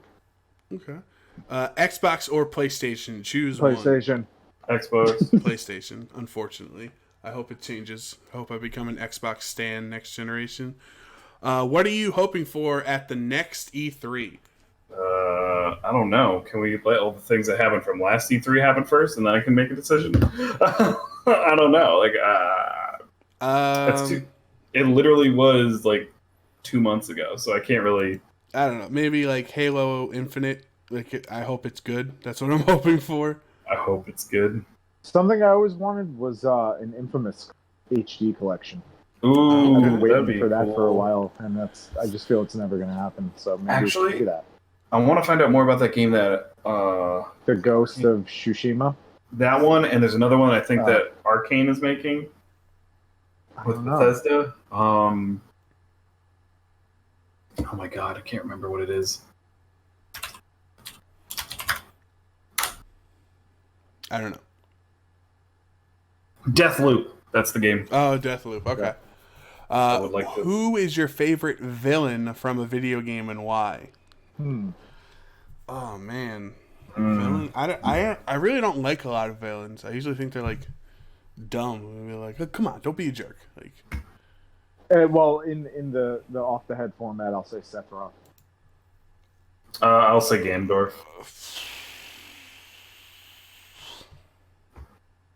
does Shadow count as a villain? Because he's like Yeah, an he anti-hero. does. He was a villain I at think first. so. All right, I'll say Shadow. What is your favorite game from your childhood? The Legend of Zelda Ocarina of Time. So NBA Street 2. NBA Nice. Street. So, like, I guess the question is, like, what is childhood? Because I played Kingdom 'cause I'm going Hearts 2 into when I my- was, I think, 12 or 13. So I don't know if that's what they really mean. That's still your childhood. But I feel like they mean, like, super young. Could be whatever, man. If If I'm going super young, it's going to be like Maximum Carnage, which in now is garbage to me. Let's go check out Bypass the Mainframe. Yeah, go check that Let's out. play of Maximum Carnage on their channel. Because I played the shit Sonic Boom! out of it as a kid, but in my teens, NBA Street 2 just held court with me and my friends. It was so much fun. So I have a lot of played good memories with that. an NBA game on Super Nintendo. It was like, oh my god. Charles Barkley's Shut Up and Jam. No, I wish. No. It was like NBA. I know Midway made the game. Oh my God. Not NBA Jam. No, it wasn't NBA obviously, Jam. because That's too why obvious. I always remember that it's not NBA Jam. Because Midway definitely did that. I can't think of another Midway. If we're going childhood, I'd say Mario Kart 64. Like I played that a lot as a kid. Are Mario there any, 64 too. Also honorable mention as my childhood. are there any games you're really bad at? Yes. Yeah. Yeah, definitely. A lot of shooters, I guess. I'd say I don't think I don't know. I'm pretty good at Mass Effect, like both the original trilogy and Andromeda, and then I was like okay at Destiny. So maybe I'm just not good at like Call of Duty or something. But I think Mortal not- Kombat for me. But I want to be good, and I'm just not. yeah, I'm pretty don't- bad at fighting games. I don't get the meta of that game. I'm also not the greatest at Smash. My friends are way better than I am. And I'm your friend, so we put those together. Except for Joe Brown. No, damn it. Have you ever seen somebody get really angry when they lose? Yes, in the mirror. Yeah. Absolutely. In the I watched mirror. my- Me. I'm the one who gets angry. I watched my roommate in college throw his phone at the wall. Yeah, so my cousin Mike gets real mad at. He plays a lot of sports games, Madden and Yep. whatnot, and he gets militant when he loses. What's your favorite game series of all time? Kingdom Hearts. Street Fighter. What'd you say, Art? Street Fighter. Okay. Don't you like Zelda, Joe? I do like Zelda, but I haven't played every game in that series. I don't know. I would say Bioshock. I do like that Bioshock entire series type deal. Okay. Can I give one more honorable mention to Metal Gear? That's what I thought you were going to say. I thought you were going to say Yeah, Metal it's Gear. just I have so much more with Street Fighter, but I love Metal Gear also. Is there a game that is considered to be really bad, but is your secret guilty pleasure? I don't know, because I only play 9 out of 10s, you know? Yeah, of course you do. Yeah. The Order. What is it, 1886? Yeah, I Ooh, played that's a good that. answer. It's not terrible. It's not bad, but it was bad. I enjoyed Anthem while I played it, but everything that they said was wrong with it eventually happened. Yeah. You know what I mean? Yeah. So, like, I mean that, I guess. I have no idea, honestly. And also Final Fantasy 15. I love Final Fantasy 15. Me too, but like while I'm playing it, I'm recognizing that. It's Oh, not you know good. what? I'll one up it. I'll say Final Fantasy 13. I really like Final Fantasy 13, and everyone thinks it's terrible. Okay, I never played that one. I skipped 11 and 12. I remember getting in an argument with my friends like, "Oh, that's such a crappy game." Except you didn't say crappy, and everyone knows it's like the worst, and nobody likes it. And then I go on like Metacritic, and it's like an 83 rating. I'm like, "Are we talking about the same game here?" Yeah.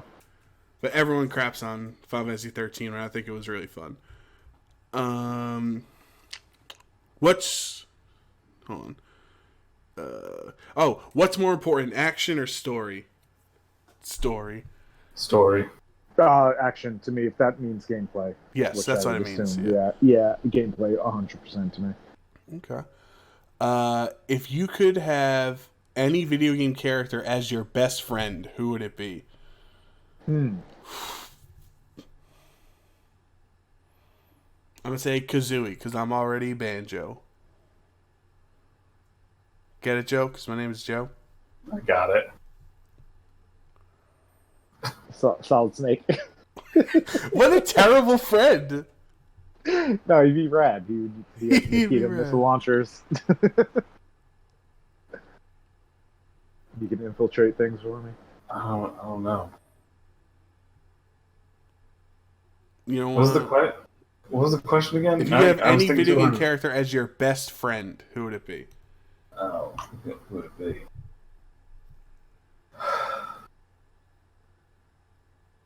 It would probably be Cade Six from Destiny. I'd like him as my best friend. Oh, that's a great answer. Wow, that's a great answer. That reminds me, Claptrap is in Fortnite. Did you see that, Joe, in that article? Yeah, I did. Now I just remembered I want Claptrap. Yeah. No, I'd rather have Cade Six as my friend than Claptrap. Claptrap would be annoying in a long car ride. Yeah, he would. If you could marry any game character, who would it be?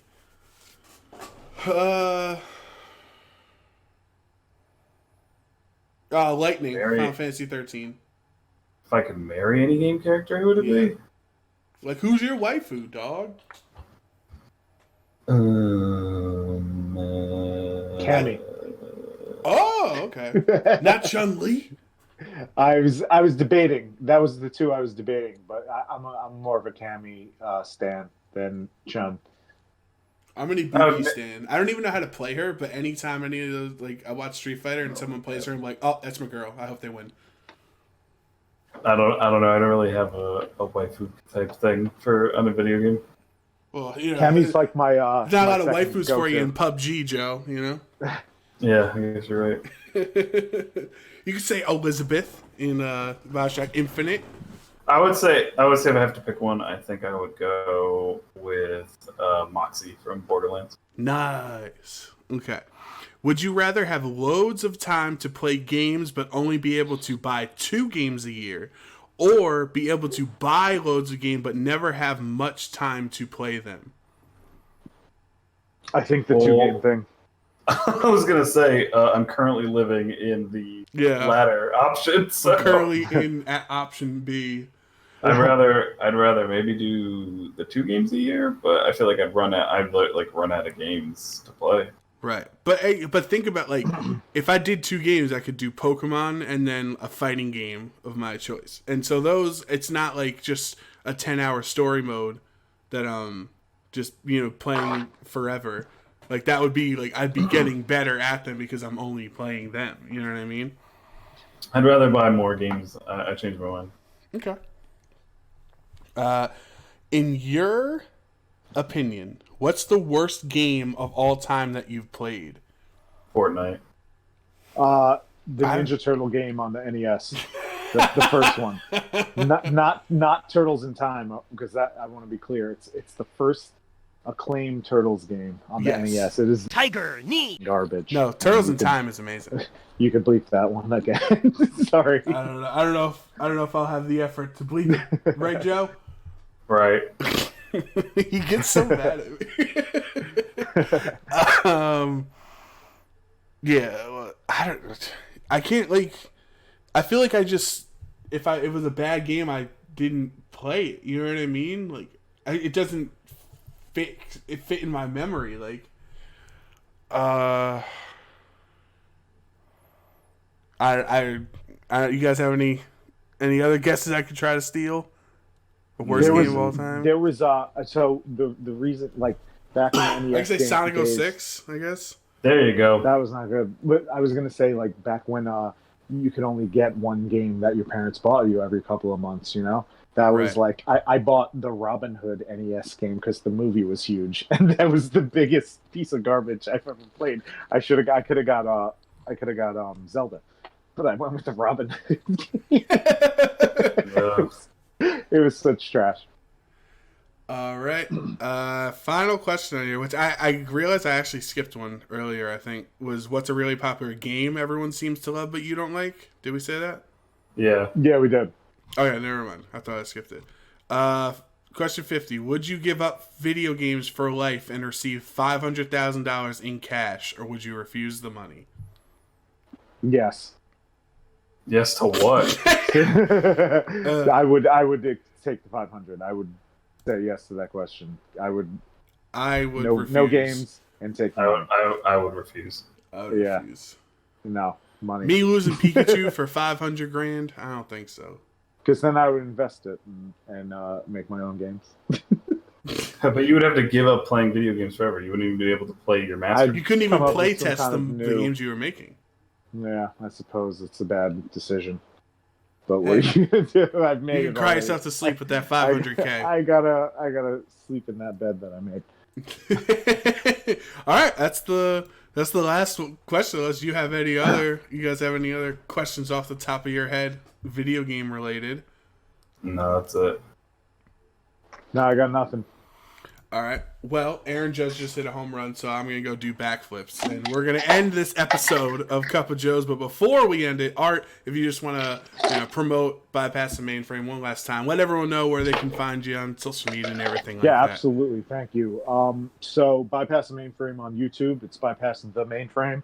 And if you want to follow us on Twitter and Instagram, it's just Bypass Mainframe. It's me and my friends playing games and making fun of each other. It's a good time. We try to have fun. We have some really good ideas and stuff we're going to do in the future. So hopefully you guys get on board. We're also, I don't know if it's in stone yet, but we want to do an extra live stream. Ooh. So look out for that. Maybe Joe Brown comes down for that day. I'd be down. I'd be down. Play some Cuphead, play Celeste, play whatever movie-related video games coming out that month. Yeah, that's the thing we've been talking about for a while now. So hopefully we can get it together and really do that. Yeah, that sounds like a lot of fun. Yeah, man. All right, Art, thanks for coming on. We appreciate it. Best of luck with your YouTube adventures, and you'll see me in the comments section making fun of Mason. No, thanks. This was a pleasure. You guys are great, and anytime you want to have any of us back, and vice versa, the door's open.